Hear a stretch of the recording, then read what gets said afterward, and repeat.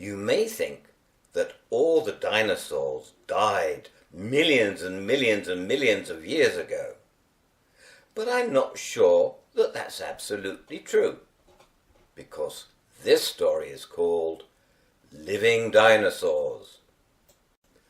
Ever since he was a very little boy, Leo loved anything that was small, creepy, crawly, or even slimy. If you went for a walk with him, it would always take a very long time, because if you saw a beetle, a ladybird, a moth, a snail, a frog or a centipede, he would have to stop and examine it. Not only that, but he might even pick it up and put it in a small plastic box he always kept in his pocket for collecting interesting things. Then he would take it home and put it in an even larger box made of glass, which he kept on the little desk in his bedroom. This box had weeds, bits of old wood, dead leaves, and a dish of water in it, so that all the small creatures he captured would feel it was just like home. Sally, his mother, always insisted the glass box remain in Leo's bedroom. He had once brought it into the kitchen, and somehow a few of the insects escaped, with one finding its way into the bread bin. Sally did not like the thought of spreading some butter on a slice of bread and finding a dead beetle in it. Felicity was another one who kept away from Leo's little creatures. She liked butterflies and ladybirds, but was less sure of other insects, some of which she knew could sting or bite you. Felicity was much happier with furry and friendly animals that you could talk to and even be friendly with. That's why she loved Tolstoy so much. Leo had another interest, and it was even more important to him than his insects. If you go into the bedrooms of most young boys, you might expect to see big posters on their walls of cars, spaceships, footballers, supermen, or even pop stars. Leo didn't have any of these. Instead, his walls seemed to be covered with dinosaurs. There were stegosaurs, raptors, pterodactyls, a diplodocus, a Tyrannosaurus rex, triceratops, and lots more. In fact, Leo's bedroom looked like a very frightening jungle filled with the most dangerous animals you could ever think of. It was a wonder that he ever got to sleep surrounded by such horrible-looking things. But he did. He absolutely loved them, and there was one in particular that was his favourite. It was called Argentinosaurus, and seems to have been the largest dinosaur that ever lived. It was almost as long as 3 London buses and weighed as much as 15 African elephants. That's enormous! Just imagine all the food it would consume each day. Its long neck would stretch up to eat the leaves of the tallest trees, and then bend to the ground to graze on ferns and bushes. Argentinosaurus was not a carnivore. That meant it didn't attack and eat other animals. Instead, it was an herbivore, only eating plants and trees.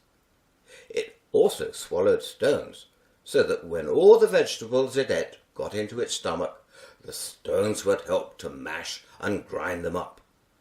I certainly wouldn't have wanted to be around when it did its gigantic poo. Leo was rather sad that these huge creatures had died millions and millions of years ago. He wondered why this was, and got the answer when he read a book on dinosaurs that he got for Christmas. In it, the book said a huge rock called an asteroid, some 10 kilometers across, came hurtling out of space and hit our world at such an enormous speed that it created a devastating explosion, throwing up dust and poisonous gases that filled the sky with black clouds for many months and possibly years. The sun no longer shone through, and our world became very cold, killing trees and plants, so that the large herbivore dinosaurs no longer had anything to eat. Very soon they died. Then the large carnivore dinosaurs also died, because they didn't have any of the herbivore dinosaurs to devour. It was only small creatures that survived, because they didn't need so much to eat, and those that were lucky enough to have fur were able to keep themselves warm when all the other creatures froze. Then, over millions and millions of years, those creatures began to change and become very, very different. You may not believe it, but they turned into all the birds, animals and fish we see today. So, if you go back far enough, a cow's great-great-great-great-great-great-great-great-grandma was once a dinosaur. And it's the same with lions, blackbirds, sheep, giraffes, or any creature you might wish to mention.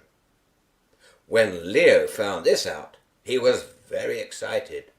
"Dad," he one day shouted down the stairs after he had been reading his book, "you used to be a dinosaur!" And then he growled and roared like a dinosaur, but couldn't do this for very long because he started to laugh, and then he couldn't stop. When he got to the end of his book, Leo got even more excited. It said that some creatures alive today are still very much like dinosaurs.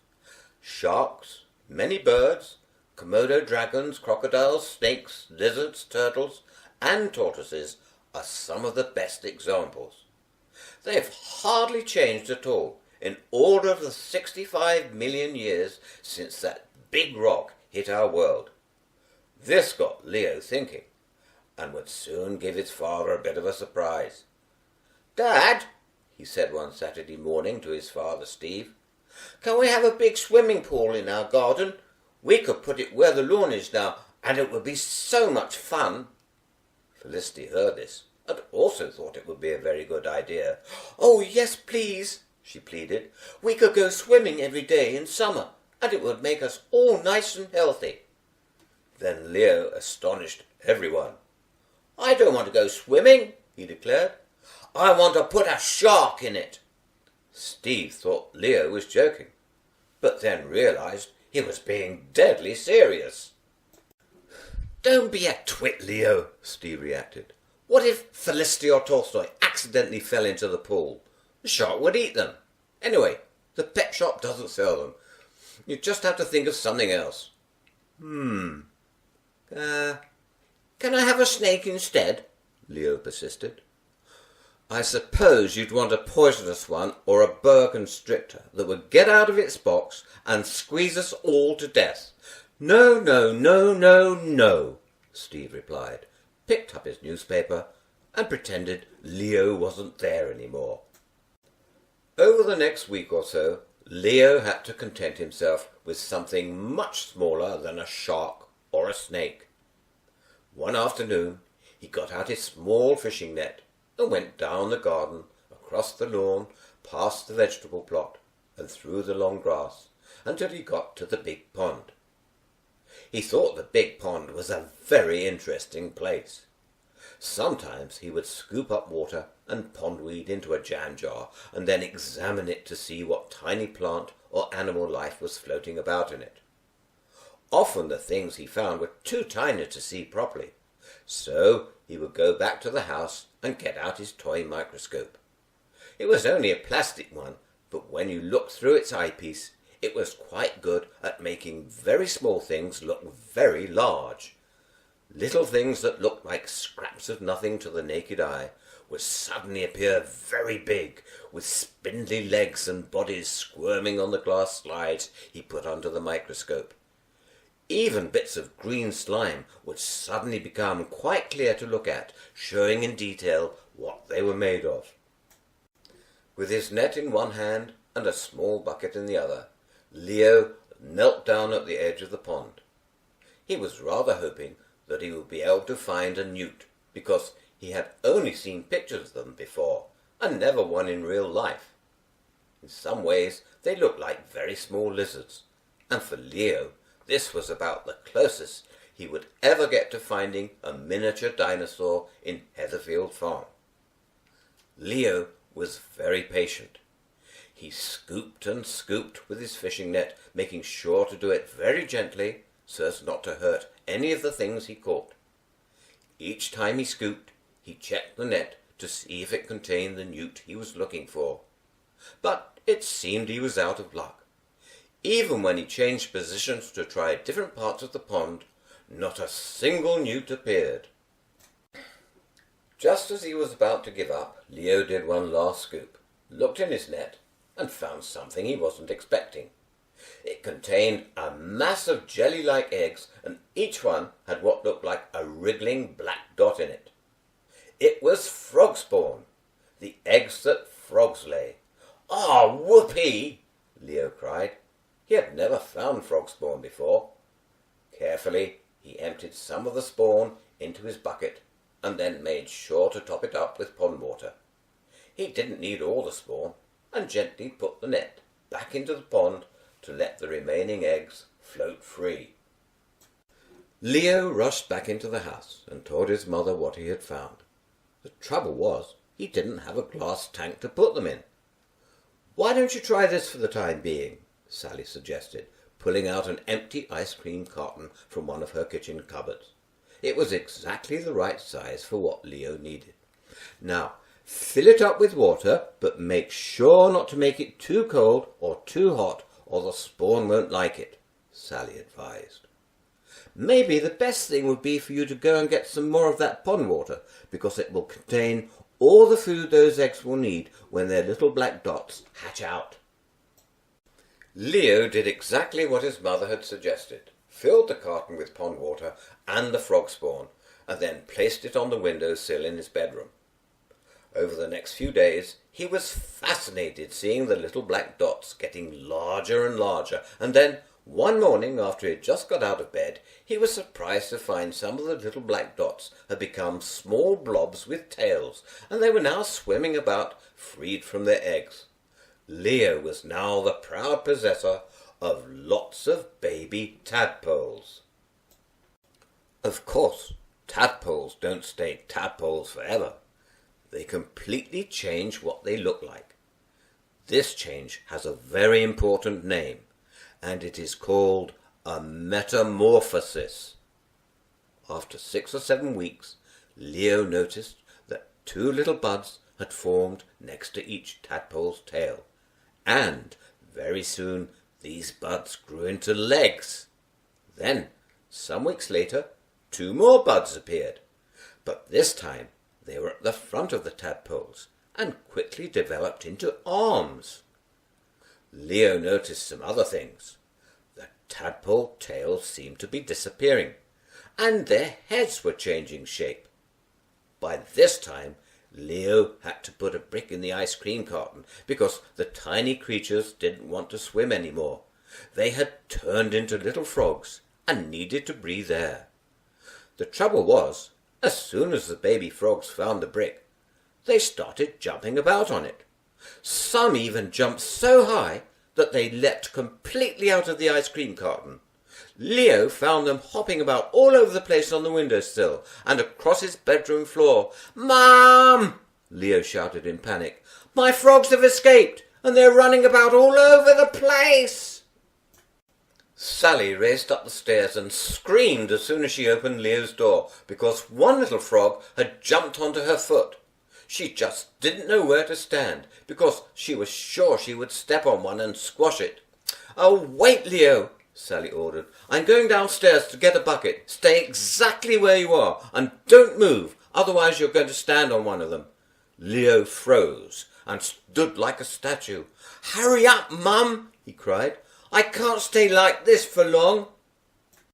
Sally ran downstairs and then up again carrying a plastic bucket. Carefully opening Leo's bedroom door, she fell to her knees and then started grabbing the little frogs. It wasn't easy, because they were so slimy and wriggly that they often popped out of Sally's hands. "Oh my," she said, "this is going to take ages." Eventually, all the baby frogs were caught, and now they were squirming and hopping about on top of each other in the bottom of the plastic bucket. "What am I going to do with them now?" Leo looked perplexed. "Well, we can't keep them in the house any more, that's certain," Sally stated very firmly. They'd just have to go outside where they should have been all along. With that, Sally and Leo went downstairs and out into the garden with the bucket. Some of the little frogs were emptied back into the big pond, but so as not to overcrowd it, Leo and Sally walked to the stream at the end of the garden, and that is where they released the rest of them. It seemed to Leo that the little creatures were much happier now that they were completely free. He even waved them a little goodbye. He knew he was going to miss them, but he wouldn't miss them for long, because Steve was about to spring a very big surprise. One evening Steve came home from work, carrying a cardboard box. It was quite a large box, with holes bored into the side of it, and the lid stuck down with sellotape. "What is it? Is it for us?" the children asked excitedly, because whenever they saw a box with holes in it, they knew it had to contain something alive. Felicity hoped it would be a kitten, but Leo had very different ideas. "Just you wait and see. I think I'll have a cup of tea first," Steve teased. "Oh, please open it. We can't wait," Felicity begged. "Oh, all right then. Let's get some scissors," Steve relented, and placed the box on the kitchen table. Sally handed him a pair of scissors, and the lid was soon opened to reveal a brown, grey and green shell. Felicity's heart sank. It was not a kitten. Leo, on the other hand, was delighted. "It's a tortoise!" he shouted. "Where did you get it, Dad?" Steve explained that his friend at work was going to take his family to live in another country, and they didn't want to take their tortoise with them. As Steve knew that Leo was mad about dinosaurs, he asked if he could have it. It didn't cost anything, which was a good thing, because even the smallest tortoise could cost over £100. "I think we'd better look up on the computer what we should do with this new member of the family," Steve suggested. "We must be sure that we feed and look after it in the right way." Steve took the tortoise out of the box so that they could all have a closer look. As he didn't want it to fall off the table, he placed it on the floor. Tolstoy immediately came and sniffed it. No sooner than he'd done this than the tortoise retracted its head and its legs into its shell. The tortoise wasn't sure what Tolstoy was and had decided to protect itself. This confused Tolstoy, who started to run round and round the tortoise, wondering where the tortoise's head and legs had disappeared to. All Tolstoy could now see was the shell, and nothing else. Tolstoy sniffed again, barked a few times, and then decided the best thing to do was to run away. Tortoises are very easy creatures to look after. You don't have to take them for walks or entertain them. They are easy to feed because they eat things like lettuce, celery, some fruits and weeds, and in winter time they hibernate for up to 5 months. The only thing you really have to be sure about is that they never get too hot or too cold, because they are what are called cold-blooded creatures. So, unlike us whose blood stays the same temperature all the time, a tortoise's blood heat changes according to the place where it is living. That means it needs plenty of shade when the sun gets too hot, and plenty of heating when it gets too cold. That weekend Steve used some chicken wire to make a special pen in the garden for the tortoise to play about in, and at night it was taken out and put in the greenhouse where it was nice and warm. Leo loved his tortoise and was so pleased that at last he had a real living dinosaur. Felicity, on the other hand, was not at all interested. "It doesn't do anything," she complained. She couldn't pet it, it didn't react when she talked to it, and it seemed to do everything dreadfully slowly. What is more, she thought it looked rather ugly. Indeed, Felicity was probably right on some of these points, because the people who know about dinosaurs say their brains are very small. The only things dinosaurs ever had to do were to eat, sleep, lay eggs, and avoid danger. Their lives were no more complicated than that, and so I suppose you could say they were rather stupid. Indeed, Felicity thought Leo's tortoise was very stupid. 2 weeks after Leo had got his tortoise, Sally and Steve announced to the children that they were going to have a weekend at the seaside. They would also be taking Tolstoy, because he liked rolling about in the sand and trying to eat the waves as they plunged onto the beach. Leo asked if the tortoise could come too, but Sally didn't think it would be a good idea, because they would have to build a special pen for it.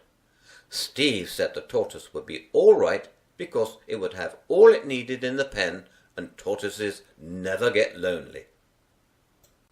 The plan was to leave one Friday evening so as to miss the main traffic.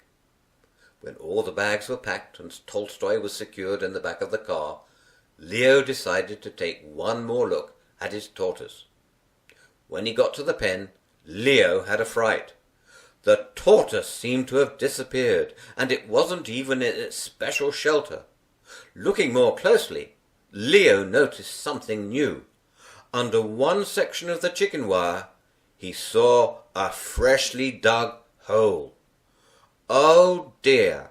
Leo had forgotten that tortoises are good at tunnelling, and now this one had done just that, and it had escaped. Leo ran to the front of the house where everyone was waiting for him in the car. "The tortoise isn't there, it's gone!" he wailed. "Oh, blast!" Steve exclaimed. "Come on, everyone, out of the car and let's look for it." The search lasted for 20 minutes, but in the end was unsuccessful. "Look, Leo," Steve tried to calm his son. "That tortoise will be all right. It's safe in its shell, has lots of food in the garden, and if it wants a drink, there's our big pond for him." Leo wasn't at all happy. He didn't want to go to the seaside any more, but Sally and Steve insisted. "Don't worry, Leo. Everything will be okay," they persuaded. Reluctantly, Leo got into the car. He didn't think he was going to enjoy his little holiday. Next day, Pickle and Pumpkin were sitting next to the big pond with their bare feet swishing around in the water when Pickle noticed something out of the corner of his eye. He turned and was very surprised to see a large shell coming towards him. Under the shell and poking out of it, he could see an ugly head and 2 front legs. He'd never seen anything like it in his young life, and got to his feet instantly. Now Pumpkin also saw the creature, and immediately felt very frightened. He was about to run away, dragging Pickle with him, when the creature suddenly said, "Hello, do you know where you are?" Pickle was so surprised that he replied, "Of course I know where I am, but do you know where you are?" "I'm here," said the tortoise. "I know you're here," Pickle responded. "Of course you're here. We're all here. But do you know where here is?" The tortoise thought for a while and replied, "Well, not really. But is that important?" Pickle looked at Pumpkin. They obviously thought the creature was rather dim. "Okay," Pumpkin thought he would try a different question. "What is your name?" "I'm me," replied the tortoise rather slowly. Exasperated, Pumpkin continued, "We know very well you are me, but I am me also, so tell us your real name."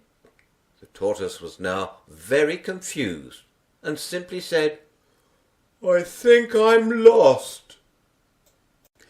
Pumpkin turned to Pickle and said, "I think we're going to need some help here." So they both decided to go and get some advice on what they should do. But before they left, they gave strict instructions to the tortoise to stay where it was. The tortoise seemed happy to do so, because it was looking forward to a long drink out of the big pond. The 2 boys started to look for their father, Mr. Tiddlewit, but on their way they found Mr. Niffypong working hard at nailing 2 pieces of wood together. When they explained what had happened, Mr. Niffypong knew exactly where the tortoise lived. He had seen the tortoise's pen being made just next to the greenhouse. "But how do we get him back there?" Pumpkin asked. "He doesn't seem to understand things very well." Mr. Niffypong thought for a moment, and then had a brilliant idea. "Well, if he is lost, I bet he's very hungry. I've seen a lot of lettuce in his pen, so if we lay a trail of it back to his pen, and he eats it all, he'll soon find himself back at home." Pickle and Pumpkin thought this was a superb idea, and immediately went off to pick bunches of young lettuce. When they had done this, they returned to the big pond, and began to lay the trail that Mr. Niffypong had suggested. The tortoise immediately started to eat the lettuce, and the more lettuce it ate, the closer it got to its home. The tortoise was a very slow eater, so it took Pickle and Pumpkin much of the day getting the tortoise to get to the pen. When it was finally in sight of its home, there was just one more hurdle to overcome. The tortoise had to climb 2 steep steps. Now, if it had gone straight up the steps, it would have been all right, but instead it decided to go sideways. Disaster! On the second step, the tortoise lost its balance and completely tipped over onto its back. With all 4 legs waving in the air, the tortoise was stuck. "Turn over, it's not far to go now," Pickle instructed the tortoise. "I can't," cried the tortoise. "I can only roll about on my shell. I'll be here forever." Pickle and Pumpkin tried lifting and shifting the shell, but it was far too heavy. "There's nothing for it," Pumpkin realized. "We're going to need help." Pumpkin decided to run back home, leaving Pickle to protect the tortoise. Within 20 minutes, all the Niffypongs, Tiddlewits, and even Dr. Wahoo were pushing and shoving the tortoise, but whatever they tried, they could not turn the tortoise over onto its feet again. Mr. Niffypong even got long sticks to use as levers, but one snapped, and the others weren't much use. The little group had hoped the family of big people would be at home to solve the problem, but obviously they were out somewhere else. "I'm afraid we're just going to have to look after this shell creature until the big people come back," Dr. Wahoo concluded, and that is exactly what they did. Over the next 2 days, Dr. Wahoo, the Niffypongs and the Tiddlewits took it in turn to bring food and water to the poor tortoise. If the sun got too hot, they put leaves over it to shield it from the sun, and at night, when it was cool, they found some sacking to keep it warm. After 2 days, and late in the evening, the little people heard the sound of an engine. The big people had returned. "I think we'd better go now," Mr. Tiddlewit advised. "It's my bet that Tolstoy will find this creature, and everything will be all right." Sure enough, Tolstoy was first into the garden. He had been cooped up in the car for over 2 hours and was badly in need of exercise and a wee-wee. Racing past the greenhouse, he suddenly skidded to a halt when he saw the tortoise on its back. Tolstoy immediately realized something was wrong and sniffed round the tortoise. Then, without a second thought, Tolstoy stuck his nose under the tortoise's shell and in one quick movement tipped it over and back onto its feet. The tortoise was obviously very relieved. Standing at some distance and hiding under a bush, the Tiddlewits, Niffypongs and Dr. Wahoo began to clap. Tolstoy was also very pleased and started to bark. Hearing all the barking, the Sutcliffe family wondered what was happening and went to investigate. What they saw was Tolstoy running in circles around the tortoise and licking it from time to time. Leo was overjoyed. "See, I told you everything would be okay," Steve affirmed. Little did he know what a serious adventure the tortoise had just had, and how kind the little people in his garden had been to rescue it. This is something the Sutcliffes would never know. But we do, don't we?